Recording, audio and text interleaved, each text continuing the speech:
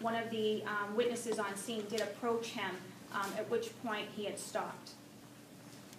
As the officer approached the defendant, he noted that getting close to him, he could detect an overpowering odor of an alcoholic beverage coming from his person, and even more so as he spoke.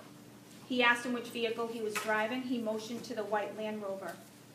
He continued pacing back and forth, and the officer did note that he was unsteady on his feet. He asked him for his license, and the officer indicated that he fumbled through his wallet briefly, stating he did not have one on him. His speech was very slow, avoiding eye contact with the officer. He stated he didn't know it was going to happen like this. The officer asked him what his name was, and he said Eric Blaine. When the officer tried to corroborate that information and spell it, he said B-L-A-N-E. The defendant responded quietly, yeah. When the officer asked him for his address, he stated his date of birth. When he was asking for his telling him that he was asking for his address and advising him that he already had his date of birth, the defendant stated his date of birth again and indicating that's the best way to get in touch with him. The officer noted that his speech was slow and deliberate. Pre-trial hearing, Mr. LaPula?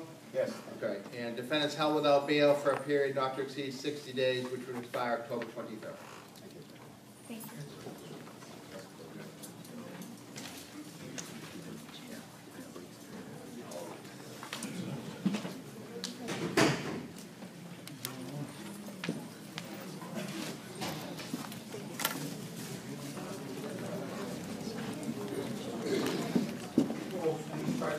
Quietly.